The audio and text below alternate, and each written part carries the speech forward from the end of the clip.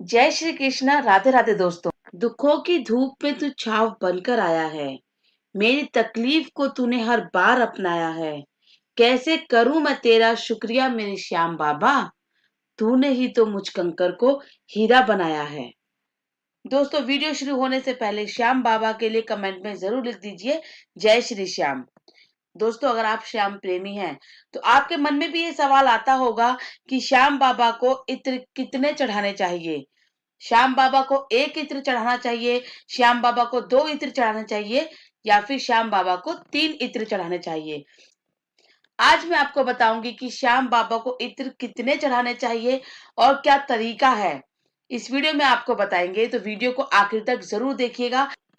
दोस्तों, हारे के सहारे श्याम बाबा के मंदिर जब हम जाते हैं तो हमें ये लगता है कि हम भगवान के पास नहीं, हम अपने बाबा के पास जा रहे हैं। वो हमारा इंतजार कर रहा है। और जब हम उसके दरबार पे जाते हैं, उसके सामने पहुंचते हैं, तो ऐसा प्रतीत होता है कि बाबा हमारा इंतजार कर रहे हैं। बाबा हमसे कह रहे हैं कि बेटा, तूने बहुत देर कर दी आने में। मैं तेरा कब से इंतजार कर रहा था। ऐसा प्रतीत होता है, और ये सोचकर ही बाबा को देखते ही हमारी आंखों से आंसू निकल जाते हैं। हम कोई समस्या लेकर बाबा के पास जाएं तो भी हमारी आंखों से आंसू निकलते हैं। हम कोई खुशी की बात लेकर बाबा के पास जाएं तो भी हमारी आंखों से आंसू निकलते हैं। श्याम बाबा के दरबार में आपने बहुतों को रोते हुए देखा है। खुद ब खुद उनके सामने जाने के बाद आपकी आंखों से आंसू ऐसे बहते हैं जैसे आप कितने दिनों से इंतजार कर रहे थे इस पल का, कि कब बाबा आपको बुलाएं और कब आपको वो दर्शन दें। जब हम श्याम बाबा से मिलने जाते हैं या किसी भी मंदिर में जाते हैं, तो आपको प्रसाद या पूजा की थाली लेकर जानी होती है। ऐसे ही श्याम बाबा के मंदिर में भी जाने से पहले आप गुलाब का फूल लेते हैं, पूजा की थाली लेते हैं, प्रसाद लेते हैं, चूरमा लेते हैं, श्रृंगार का सामान लेते हैं। जो जो बाबा को पसंद है आप वो सब चीजें लेते हैं, और ताकि आप बाबा को अर्पण कर सकें। अब बात आती है कि इत्र बाबा को कितने चढ़ाने चाहिए। पूजा की थाली लेते हैं तो उसमें हमेशा एक इत्र होता है। लेकिन आजकल बहुत ये बात हमारे मन में आ रही है कि श्याम बाबा को एक इत्र चढ़ाएं, दो इत्र चढ़ाएं, या फिर तीन इत्र चढ़ाएं, जिससे श्याम बाबा प्रसन्न होंगे। तो आप एक चीज ध्यान रखिए कि बाबा केवल और केवल भाव के भूखे हैं। बाबा को आपका इत्र नहीं चाहिए, बाबा को आपकी पूजा की थाली नहीं चाहिए, बाबा को आपका गुलाब नहीं चाहिए।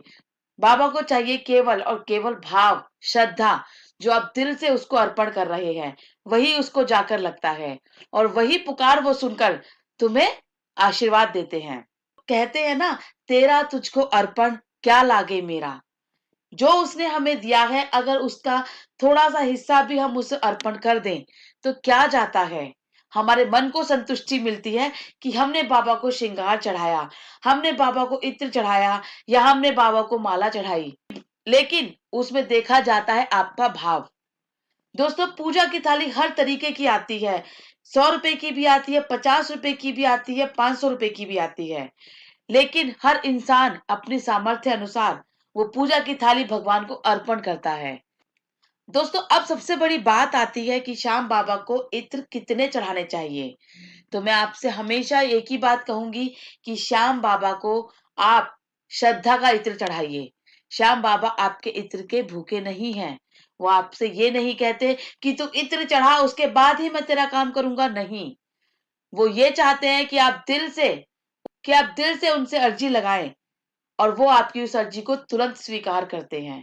और देखिएगा, आप दिल से अर्जी लगाइए, दिल से उसके आगे रोइए, वो हाथ फैलाइए, वो अपने आप आपको वो सब दे देगा जो आप चाहते हैं। आपको उसके आगे बोलने की जरूरत भी नहीं पड़ेगी, क्योंकि कहते हैं ना, माँ बाप को पता होता है कि उसके बच्चे को क्या चाहिए। क्योंकि खुद ब खुद इतनी परेशानियां होती हैं आपके पास कि खुद ब खुद उसके सामने जाने पर आपकी आंखों से आंसू बहने लग जाते हैं। कहते हैं दोस्तों कि माँ भी जब ही दूध देती है जब बच्चा रोता है, तभी माँ को समझ में आता है कि मेरे बच्चे को भूख लगी है या प्यास लगी है। तो दोस्तों, इत्र मायने नहीं रखता, लेकिन अगर आप फिर भी बाबा को इत्र चढ़ाना चाहते हैं तो वो आपकी श्रद्धा है। आप बाबा को 10 रुपए का इत्र भी चढ़ा सकते हैं, 50 का भी, 100 का भी और 200 का भी इत्र चढ़ा सकते हैं। वो आपकी श्रद्धा है, उससे भी बाबा खुश होते हैं। लेकिन अगर आप चाहते हैं कि आपको कितनी शीशी चढ़ानी है, तो दोस्तों मैं आपसे यही कहूंगी कि आप एक इत्र की शीशी चढ़ाइए। और अगर आपको बहुत इच्छा है बाबा को और अर्पण करने की, तो आप अपनी श्रद्धा के अनुसार बाबा को कितनी भी इत्र की शीशियां चढ़ाइए, वो बाबा आपकी स्वीकार करते हैं। अगर आप समर्थ नहीं है कि आपकी 3 ही इत्र की शीशी चढ़ाएं, तो आप केवल एक इत्र भी चढ़ा सकते हैं। और दूसरी बात, इत्र चढ़ाने का तरीका क्या है? दोस्तों, आपने पूजा की थाली में चाहे 3 इत्र रखे हो, चाहे 1 इत्र रखा हो, आप जब पूजा की थाली पुजारी जी को देते हैं, तो वो इतने व्यस्त होते हैं क्योंकि भक्तों की भरमार है। उनके पास इतना समय नहीं है कि वो आपकी इत्र की शीशी को खोलेंगे, बाबा को छिड़काव करेंगे और फिर आपको वापस देंगे। उनके पास इतना समय नहीं होता है। बाबा केवल और केवल चाहते हैं भाव। आपको क्या करना है, आपने जो पूजा की थाली ली है उसमें इत्र को खुद ही छिड़काव कर दें। लेकिन ध्यान रखें कि बाबा के भोग प्रसाद पे इत्र नहीं लगना चाहिए और एक लिमिट में ही इत्र डालें। ऐसा नहीं आप पूरी शीशी उसके ऊपर डाल दें, नहीं। आपको बाबा के श्रृंगार के ऊपर, फूल के ऊपर, धूप दीप इन सब के ऊपर इत्र छिड़कना है, बस छिड़कना है। आपको डालना नहीं है कि पूरी शीशी आपने बड़ी वाली भर के डाल दी, नहीं, ऐसा नहीं करना है। आपको इत्र का छिड़काव करना है और बाकी शीशी को बंद करके आप बाबा के पूजा की थाली में ही रख दें। उसके बाद आप पुजारी जी को वो थाली देंगे, तो पुजारी जी जैसे ही वो माला या आपका फूल, आपका श्रृंगार बाबा को अर्पण करेंगे, तो अपने आप आपका इत्र भी बाबा के पास पहुंच जाएगा। वो खुशबू जो बाबा को पसंद है, वो इत्र जो बाबा को पसंद है, अपने आप वो प्रिय वस्तु बाबा को मिल जाती है। तो दोस्तों, ये तरीका है इत्र चढ़ाने का, बहुत ही आसान तरीका है, जिससे कि बाबा को इत्र आपका आसानी से लग जाता है। अब बात आती है कि जब पुजारी जी हमें इत्र वापस करते हैं या पूजा की थाल वापस करते हैं, उसमें वो इत्र की शीशी आपको वापस दे देते हैं। अब इसका आप क्या करेंगे? इसके लिए आपको क्या करना है, आप इस इत्र को घर पर ले आइए। उसके बाद आप इस इत्र को खुद भी यूज कर सकते हैं, अपने आप को भी लगा सकते हैं पूजा करने से पहले। आप इस इत्र को जो आपके घर में श्याम बाबा हैं उनके ऊपर भी लगा सकते हैं।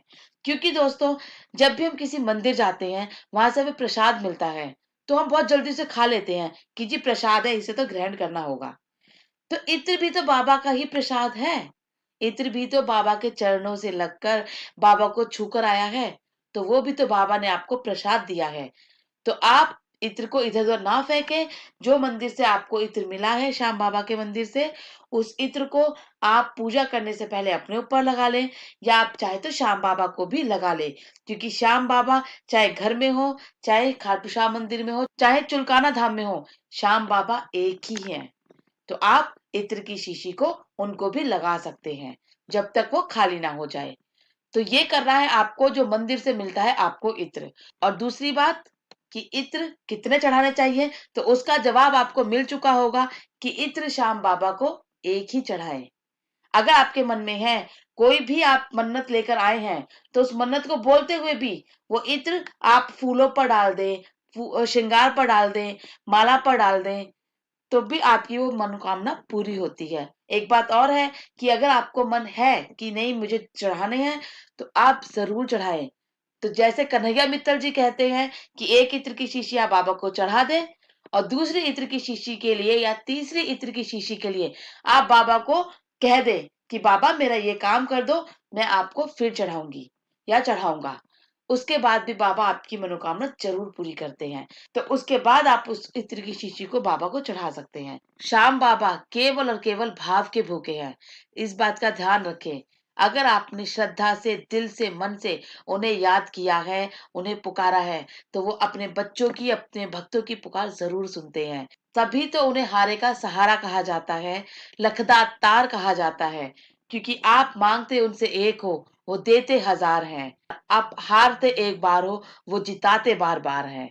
दोस्तों, वीडियो पसंद आई हो तो जितना ज़्यादा हो सके वीडियो को लाइक और शेयर ज़रूर करिए, ताकि जिन भी श्याम प्रेमियों के मन में ये सवाल है कि 3 इत्र की शीशी चढ़ाएँ या ना चढ़ाएँ, या मंदिर से मिले इत्र का हमें क्या करना चाहिए, तो उनको भी इसमें मदद मिलेगी। उम्मीद करती हूँ दोस्तों वीडियो पसंद आई हो तो लाइक ज़रूर कर दीजिए और कमेंट में श्याम बाबा के लिए ज़रूर लिख दीजिए, जय श्री श्याम, हारे की सहारे की जय हो।